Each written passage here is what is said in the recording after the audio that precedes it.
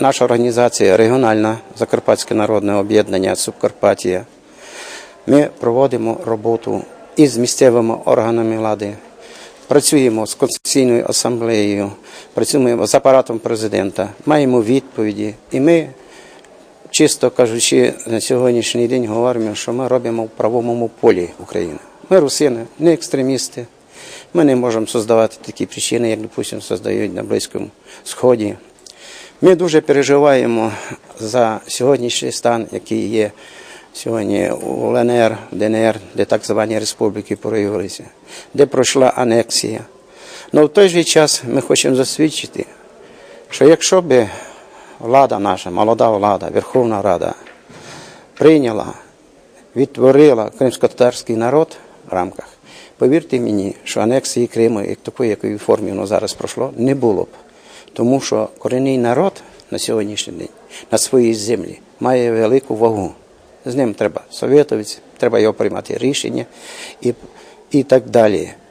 Значить, нам мало і обідно для того, що ми являємося старим слов'янським народом, русини, які проживають. Вчені молдавські, Слов'янський собор дослідили, що русини є старий древній народ, який нараховує десь 4-го тисячоліття. Розумієте? Ми, знаєте, мали свою державність. Це учасники перемоги Першої світової війни на мирній конференції в передмісті Сержен-Мену, які дали нам автономний статус в рамках Чехословацької республіки. Це було закріплено Конституцією Чехословацької республіки, де ми входили на правах автономної республіки. Нас визнали статус як русинський народ своєю землею. Ми мали свої школи, граматику, розумієте. І ви знаєте, що з початком війни ми пішли під теракт Венгерської республіки, потім до 45-го року. І з анексією нашого Закарпаття радянськими військами ми за одну ніч нас превратили із русинів, які на той час по перепису Словацької республіки нас нараховували близько коло 700 тисяч людей. Ми перетворились в українців і другі народи проживають. Представте собі, що вже, можна сказати, з 45-го року і в 91-му року при розпаді Радянського Союзу отримала державність Росія, Білорусія, Україна, Чехія, Словакія.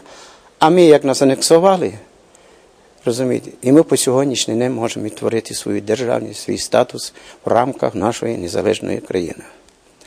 Я хочу відмітити одне, що оскільки Україна на сьогодні декларує демократичні принципи, хоче бути європейською цивілізованою державою, та без вирішення питань нашого Карпато-Русинського вузла, тобто признання русинів, розумієте, признання тої реальної середації йде на референдуму, імплементації тих законів, які прийняті на референдуму, не зробить, їй дуже важко буде утвердитися в європейській спільноті. Повірте, це сьогодні настільки складне.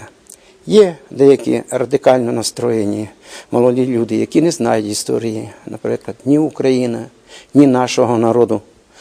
Говорять, що ми сепаратисти, нав'язують всякі роки, що ми десь відокремимося. Ми нікуди не докремимося, тому що цей народ має свої звичаї, має свою територію, має самобутню мову. Сьогодні виступаючи показали, унормована граматика, то не то, що вона ново зроблена. Ця граматика була ще Адольфом Добрянським, міністром, можна сказати, освіти Чехословацької республіки, яка була прийнята. Просто Алмаш Михайлович зібрав колектив, унормував, і то прекрасна граматика, яка може на рівні йти української мови, літератури. Отже, це основне, розумієте, що ми сьогодні вимагаємо від влади. Говорити про ці речі на сьогоднішній день, що ми є ніхто, що ми є на сьогодні гібридна форма, рисований українець.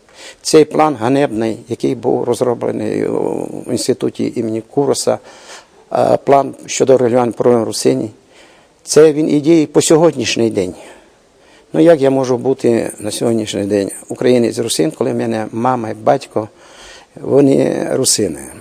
Вони записані були в метрики, мені то в самої ранній юності сказали. Це нонсенс. І від того, що сьогодні при тій многоукладності, яка на сьогоднішній є, коло 98 національностей і 100 народність, розумієте, робити унітарну державу і не признавати корінний народ, це є пагубна позиція, розумієте, сьогоднішньої нашої влади. Тому я ще раз запевняю, мета сьогоднішнього форуму – це розкрити очі державним мужям, як на регіональному рівні, так відповідно в Верховній Раді і другим. Тому що біда сьогодні в державі, і щоб не склалась думка, що ми в такій ненасичній державі хочемо зробити якісь це. Ніколи. Це неправда, і це не має ніякого підґрунтя. Ви самі в цьому сьогодні переконались. Я би хотів жити в нормальній, розвиненій державі і мої дітки.